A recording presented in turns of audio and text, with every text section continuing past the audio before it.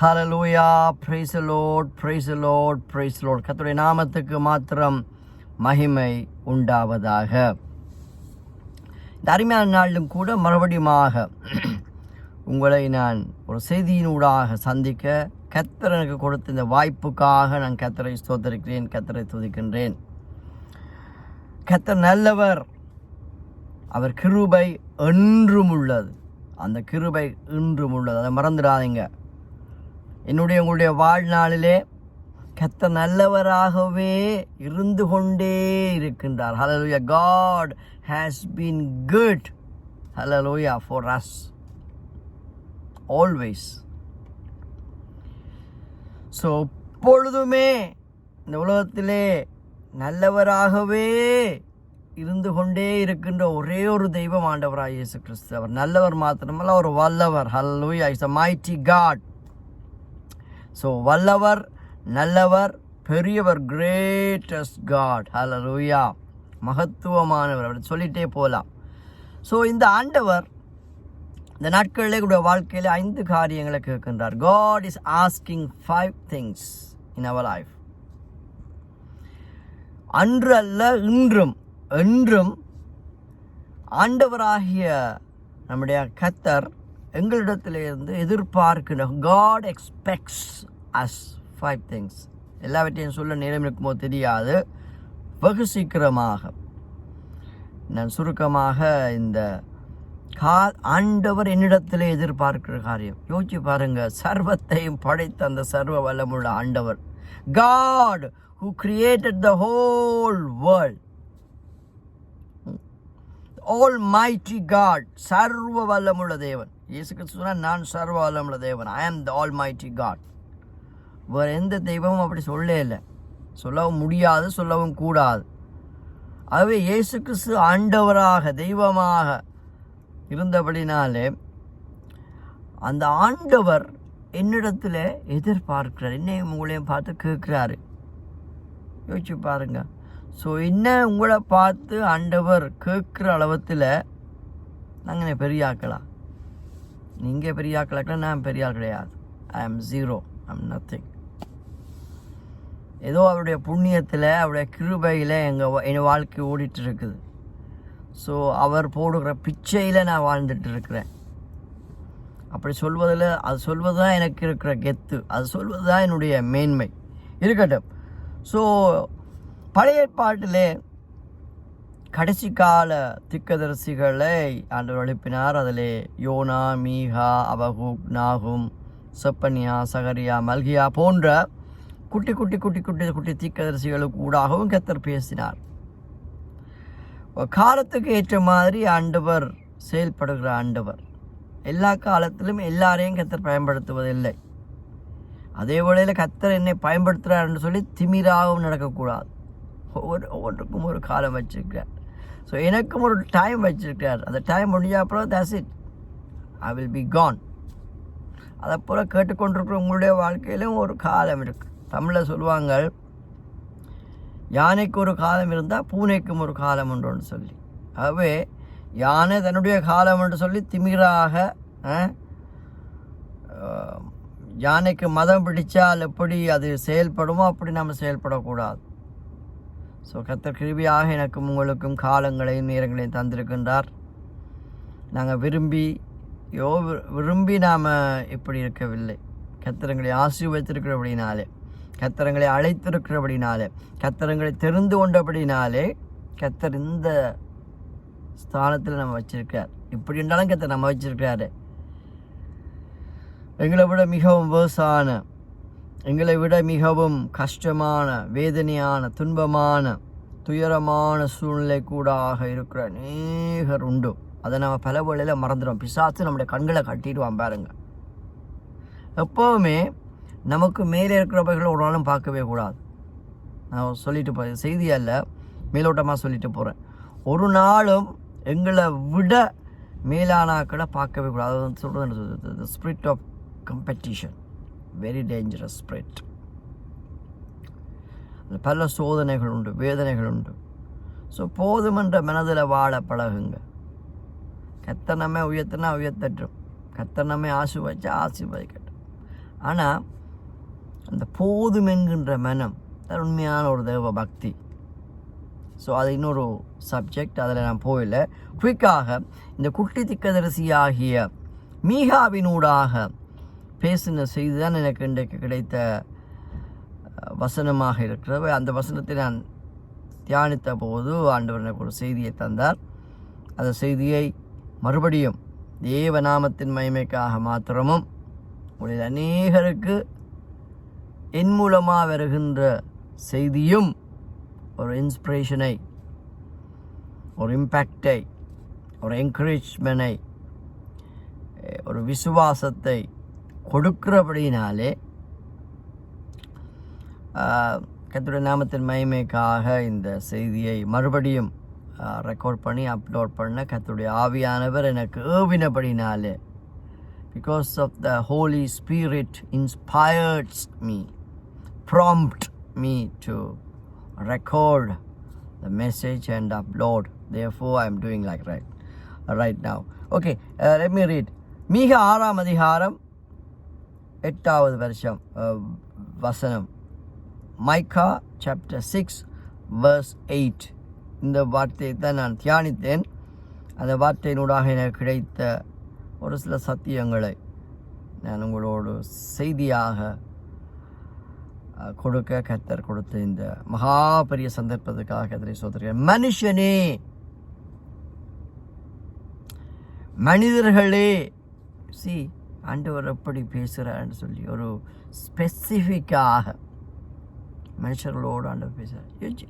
இன்னொரு காலத்தை நான் சொல்ல விரும்புகிறேன். நீங்கள் செய்திகளை கேட்கும்போது, விசேஷமாக சபைக்குள்ளே வந்து செய்தியை கேட்கும்போது, சபையில் இருக்கிற ரூஃபுக்கு வார்த்தை கிடையாது, சபையில் இருக்கிற சுவர்களுக்கு வார்த்தை கிடையாது, வால்ஸ். சபையில் இருக்கிற விண்டோஸுக்கு வார்த்தை கிடையாது, சபையில் இருக்கிற கதவுகளுக்கு வார்த்தை கிடையாது. சபைக்கு வந்திருக்கிற எனக்கு தான் செய்தி, சபைக்கு வந்த எங்களுக்கு தான் செய்தி. செய்தியை கேட்டு ரைட் என்ன சொல்கிறது, இடராதைங்க. கர்த்தர் உங்களை கண்டிச்சா அதை ஏற்றுக்கொள்ளுங்க. கர்த்தர் உங்களை நேசிக்கிறேன்னு தான் அர்த்தம். எப்போவுமே கர்த்தர் உங்களை தடவ மாட்டார். தடவுற பிரசங்கத்து தானே மவுசு. இப்போ நான் செழிப்பை குறித்து பேசுகின்ற வச்சுக்கொள்ளுங்க. இந்த செழிப்பு உபதேசத்தை குறித்து நான் பேசுவேன்னு சொன்னால் இத்தனை லைக் கிடைக்கும். Who CARES your like. உங்கள் லைக்கில் நாங்கள் மயங்கக்கூடாது. கர்த்தர் தர்ற செய்தியை கொண்டு வந்து கொடுக்க வேணும். ரைட். இன்றைக்கு ஆசீர்வாதங்களை குறித்து பேச, மெட்டீரியல் பிளஸிங்கை குறித்து பேசினா, இந்த வரங்கள் வல்லமைகளை குறித்து பேசினா, அற்புத அதிசய அடையாளங்களை குறித்து அது செய்தி இல்லை என்று நான் சொல்ல வரவில்லை. நான் என்னத்தை சொல்ல வரேன்னு சொன்னால், நம்ம கேட்குற செய்தி என் வாழ்க்கையில் இருக்கிற தவறுகளை சுட்டி காட்டணும். நம்பர் 1. நான் கேட்குற செய்தி என்னுடைய பாவத்தை சுட்டி காட்ட வேண்டும். நம்பர் 2. நான் கேட்குற செய்தி என்னுடைய வாழ்க்கையிலே ஒரு மனந்திரும்புதலை கொண்டு வர வேண்டும். நம்பர் 4. நான் கேட்குற செய்தி என்னை தேவனோடு இணைக்கிறதாக இருக்க வேண்டும், தேவனை அறிகிற அறிவில வர வேண்டும். இன்னும் சொல்ல போனால், நான் கேட்குற செய்தி என்னை மறுரூபப்படுத்த வேண்டும், சீர்படுத்த வேண்டும். அந்த நோக்கத்தோட செய்திகளை கேளுங்க. சில வேளைகளில் செய்திகள் வந்து ஒரு சர்ஜரி போல வரும், ஸ்பிரிச்சுவல் சர்ஜரிஸ் நம்முடைய வாழ்க்கையில் தேவை. இல்லாட்டி அவர் life is not lost for long. ஒரு சில ஆவிக்குரிய அறுவை சிகிச்சைகள் நம்முடைய வாழ்க்கைக்கு தேவை. ஆகவே ஆண்டவர் சில வார்த்தைகளை அனுப்பி நம்ம வெட்டுவார். அப்போ இடராதைங்க. அது வந்து ஒரு வளர்ச்சியினுடைய அறிகுறி அல்ல. ஒரு உண்மையான குரோத், ஒரு ஸ்பிரிச்சுவல் குரோத்தில் இருக்கிற நாம் வந்து இடற மாட்டோம். ஸோ அதை ஏற்றுக்கொள்ளுங்க, மனம் திரும்புங்க. பாருங்கள், முதல் பிரசங்கங்களில் நீங்கள் அப்போஸ்தலர் 2ஆம் 3ஆம் அதிகாரங்களை வாசித்த போது, அப்போஸ்தலர்கள் பிரசங்கம் பண்ண போது, விசேஷமாக பீட்டர் பிரசங்கம் போனது கேட்டபோது வேதம் சொல்வது, அவர்கள் இருதயத்திலே குத்தப்பட்டவர்களாக, ஹல்லேலூயா, pierced in their hearts. வசனம் இதயத்தை குத்திச்சு. ஆண்டவன்மாரே, ரட்சிக்கப்படுவதற்கு நாங்கள் என்ன செய்ய வேணும்? See, accept the word of God as a word of God. என்ன எனக்கு பாஸ்டர் குத்துறாரு, எனக்கு தாக்குறாரு. உங்களை தாக்குறதுக்கு நீங்கள் என்ன பெரிய ஆக்கலாம்? உங்களை குத்தி எங்களுக்கு என்ன பிரயோசனம்?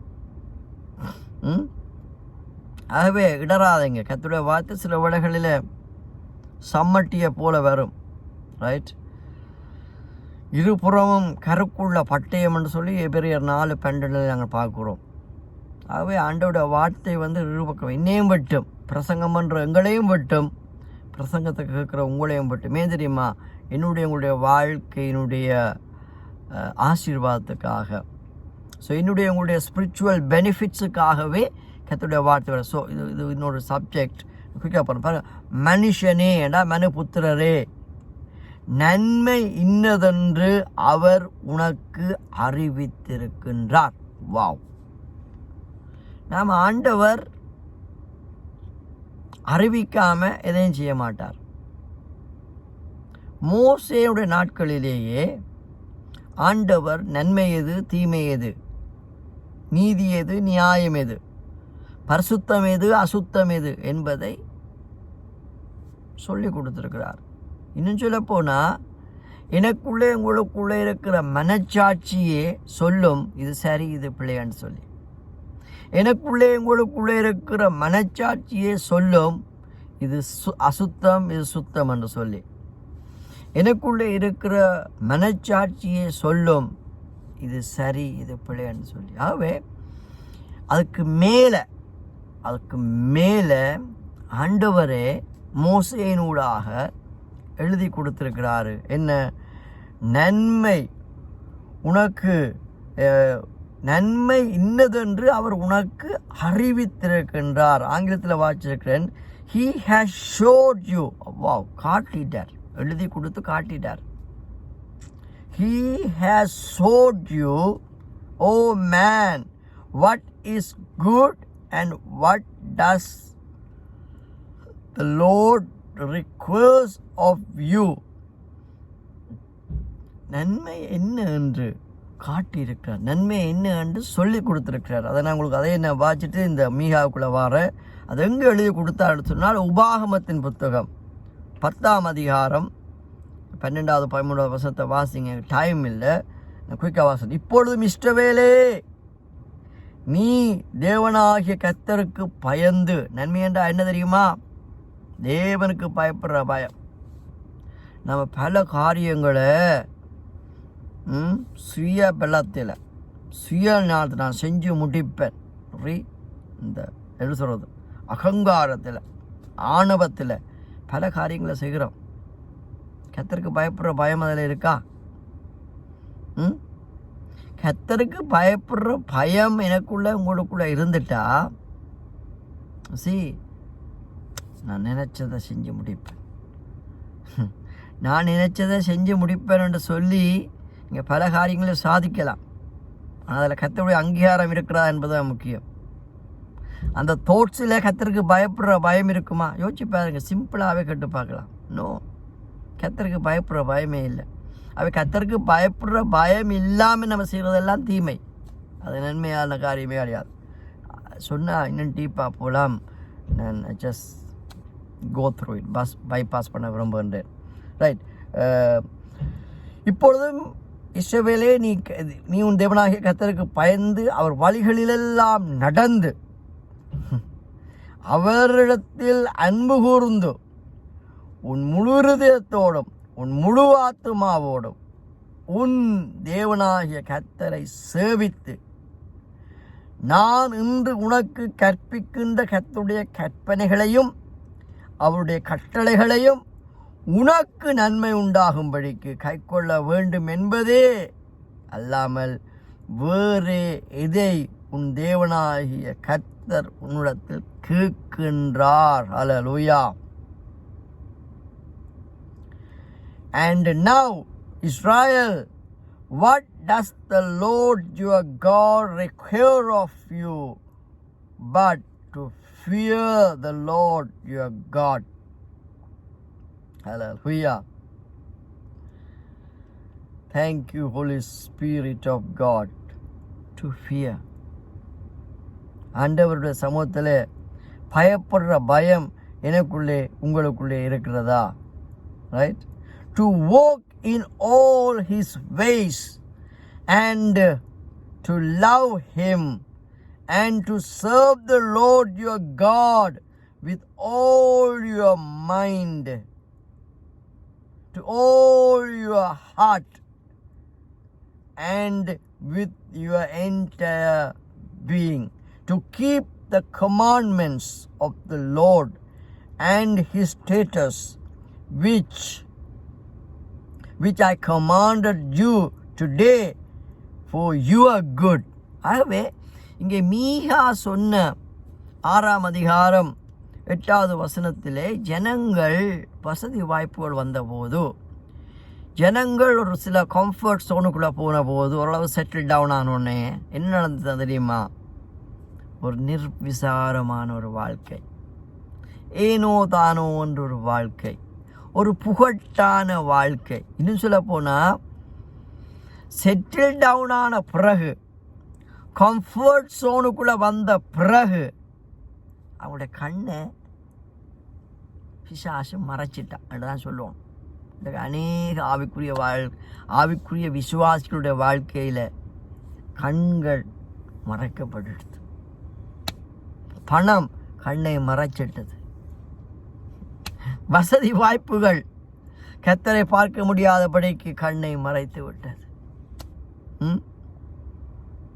Comfort zone. ரைட்? இனி எனக்கு எந்த ஆண்டவர்?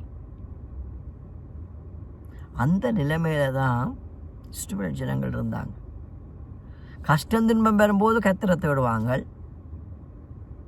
ஒரு பேராகிராஃபை போல அவங்களோட லைஃப். அவங்கள்ட லைஃப்பில் இன்றைக்கு எங்கள்ட லைஃப் அப்படி தான். கஷ்ட துன்பத்துக்காக கர்த்தரை தேடாது. ஏன் தெரியுமா? கஷ்ட துன்பம் உனக்குடைய வாழ்க்கையில் நிறைவு இல்லாமல் போன பிறகு நீ கர்த்தரை விட்டுடுவேன். கர்த்தரை நீ எப்போவும் தேட வேண்டும். கர்த்தரை நான் எப்போவும் தேடுவேன். இன்னும் சொல்ல போனால், நான் இன்றைக்கு யூகேல ஆண்டவரை ஆசீர்வதித்திருக்கிறார், வசதி வாய்ப்போடு இருக்கிறேன். இந்த யூகேல நான் எப்படி ஆண்டவரை தேடுவேனோ அதே போல் கஷ்டமான நாடுகளில் இருந்தாலும், இலங்கை, இந்தியா, ஆப்பிரிக்கா தேசங்களில் இருந்தாலும், இப்போ இருக்கிற அதே எனர்ஜியோட, அதே வேகத்தோட, விவேகத்தோட கர்த்தரை நாம் சேவிக்க வேண்டும். அதான் உண்மையான அன்பு. இல்லைன்னு சொன்னால் எல்லாமே ஃபேக்கான அன்பு.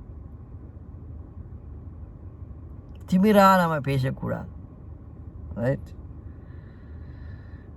Thank you Lord.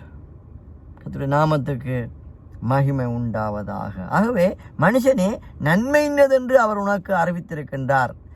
நியாயத்தை செய்து இரக்கத்தை சிநேகித்து உன் தேவனுக்கு முன்பாக மனத்தாழ்மையாய் நடப்பதே அல்லாமல் வேறே எண்ணத்தை கர்த்தர் உன்னிடத்தில் கேட்கின்றார். ஆண்டவர் கேட்கிறார். ஆண்டவர் என்னிடத்திலே கேட்கிறார். ஆண்டவர் எங்களிடத்திலே எதிர்பார்க்கிறார். ஆங்கிலத்திலே அருமையாக எழுதப்பட்டிருக்கின்றது. நான் அதை வாசித்து நான் முடிக்க விரும்புகின்றேன். God has showed you, O man, what is good, and what does the Lord require of you but to do justice. Number 1, do justice. இந்த பாஸ்டில் தனிப்பட்ட வாழ்விலும், குடும்ப வாழ்விலும், என் குடும்ப வாழ்விலும், எங்கள் குடும்ப வாழ்விலும், சமுதாய வாழ்விலும், சபை வாழ்விலும் நாம் செஞ்சது தேவ நீதி என்று சொல்ல முடியுமா? ஹார்ட்டில் ஹை வச்சு எல்லாமே கிழிஞ்சு போகிற அழுக்கான கந்தை. வேதம் சொல்வது, என் நீதி நியாயங்கள் எல்லாம் அழுக்கான கந்தை, ஆஸ் அ ஃபில்தி ரேக். கிழிஞ்சு போயிடும். பார்த்தா ஒரு க்ளோத்ஸ் போல தான் இருக்கும், பார்த்தாவோ அது நீதி போல தான் இருக்கும். ஆனால் ஆண்டவருடைய நீதி என்கின்ற கண்ணாடியை வச்சு பார்த்தா அது கிழிஞ்சு போகும் கண்ணாடி. கர்த்தரோடு சொல்லோடு திக்கதர்சனமாக பேசுகின்றார். நம்முடைய சுயநீதியில் நம்ம சில காரியங்களை செய்திருப்போமே இருந்தால் ரைட்? தேவ நீதி இல்லாதபடிக்கு என்னுடைய நீதியின் அடிப்படையில் ஒரு சில காரியங்களை செய்து ஒரு சில காரியங்களை செயல்படுத்தி இருப்போம் என்று சொன்னால், அதற்காக நம்ம மனம் திரும்பாவிட்டால் ஒரு கிழிந்து போகிற கந்தையை போல உங்களுடைய வாழ்க்கையிலே ஒரு சில காரியங்களை கர்த்தர் அனுமதிப்பார். It's all about God's righteousness. தேவ நீதி, மனுஷ நீதி அல்ல, சுயநீதி அல்ல, தேவ நீதி. இன்னும் சொல்ல போனா என்னுடைய சுயநீதிக்கும் தேவனுடைய சுயநீதிக்கும் opposite direction, எதிர்மறையானதாக இருக்கும். ஆகவே ஏசாயா சொன்னது போல எங்களுடைய நீதி நியாயங்கள் எல்லாம் அழுக்கான கந்தை. அந்த ஆண்டவர் சொல்றாரு, அன்று வாழ்ந்த இஸ்ரவேல் ஜனங்களை பார்த்து சொன்ன அதே வார்த்தையை இன்றைக்கு எனக்கு ஒரு ரேமாவாக, எங்களுக்கு ஒரு ரேமாவாக அனுப்புகிறாரு. தேவ நீதியை ஆண்டவரின் இடத்தில் எதிர்பார்க்கின்றார். இரண்டாவது காரியம். மூன்றாவது காரியம் ஆங்கிலத்திலே அருமையாக எழுதப்பட்டிருக்கு, அதை நான் வாசிக்கின்றேன். But to do justice and to love kindness and mercy. To love and kindness. ரெண்டாவது மூன்றாவது காரியங்கள். முதலாவது, தேவனிடத்தில் 100% முழு இருதயத்தோடும் முழு மனதோடும் முழு பலத்தோடும் முழு ஆத்துமாவோடும் அன்பு கூற வேண்டும். இதுதான் ஆண்டவர் சொன்னார். கற்பனைகளே சுருக்கிட்டார். 10 கற்பனைகளை, அந்த நியாயப்பிரமாண கற்பனைகளை 10 அவர் ஒன்றா சுருக்கி பார்ட் A பார்ட் B ஆக்கிட்டார். இன்றைக்கு நாம் ஆண்டவர் 100% அன்பு செலுத்துகிறோம்னு சொன்னால் நம்மை விரோதிக்கிறவர்களை நாம் நேசிப்போம். நம்மை எதிர்க்கிறவர்களை, நம்மை அவமானப்படுத்துகிறவர்களை, ரைட், நம்மை மதிக்காதவர்களை மிதிக்க மாட்டோம், அவங்கள நம்ம மதிப்போம். அதான் தெய்வீக அன்பு. நம்மை அவமானப்படுத்தினவர்களை, நம்மை எதிர்த்தவர்களை, நமக்கு விரோதமாக செயல்பட்டவர்களுக்கு விரோதமாக குழி பறிக்க மாட்டோம், மன்னிச்சு கொண்டே இருப்போம். ஒரு கணத்தில் அறைந்தால் மறுகணத்தை திருப்பி கொண்டு இயேசு கிறிஸ்து சொன்னார். அதை நம்ம செஞ்சோமா? தன்னை குற்றுயிராக வதைத்து சித்திரவதை பண்ணி கொலை செய்ய காட்டி கொடுக்கிற யூதாசை கூட கட்டி அணைத்து, நண்பனே முத்தத்தினாலா என்னை காட்டி கொடுத்தார். Oh my dear friend, are you betraying the Son of God with a kiss? See, அன்பின் பிரவாகம். அதுக்கு பிறகுதான் இருக்கு. அன்பில்லாத இடத்துல இரக்கத்தை பார்க்க முடியாது. இரக்கம் என்றாலே அங்கே மன்னிப்பு இருக்க வேண்டும். மன்னிப்பு இருக்கா? இன்னைக்கு நாம் செய்து கொண்டிருக்கிற செய்த எல்லா காரியங்களிலும் இந்த அன்பும் இரக்கமும் இருந்திருந்தா அங்கே மன்னிப்பு தானே இருந்திருக்கும். பிரிவினைகள் பிளவுகள் வந்திருக்க சான்ஸே இல்லையே. அடுத்த காரியத்தை ஆண்டவர் சொல்வாரு என்ன? Hallelujah. Required to fear the Lord. Right. To fear the Lord your God. அதுக்கு பிறகு ஆண்டவர் என்ன சொல்றாரு சொன்னால் என்ன? டு சர்வ், இரக்கத்துக்கு பின்பதாக, அன்புக்கு பின்பதாக, right, and to love him.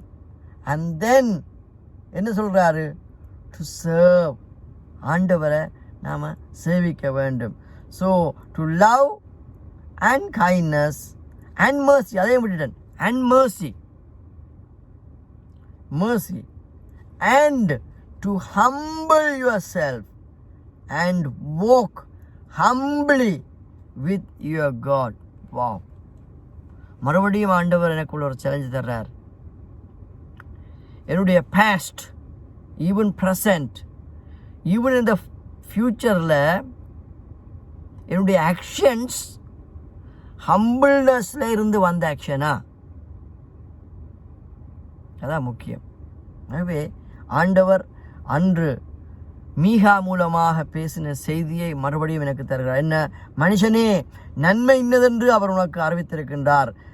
நியாயத்தை செய்து அன்போடு இரக்கத்தை சிநேகித்து உன் தேவனுக்கு முன்பாக மனத்தாழ்மையாய் நடப்பதே அல்லாமல் வேறே எண்ணத்தை கர்த்தர் உன்னிடத்தில் கேட்கின்றார் என்ற ஒரு செய்தியை அன்று அனுப்பி வைத்ததை போல இன்றைக்கும் ஆண்டவர் உன்னிடத்திலே கேட்கிறார் என்று சொல்லி நான் இந்த செய்தியை முடிக்கிறேன்.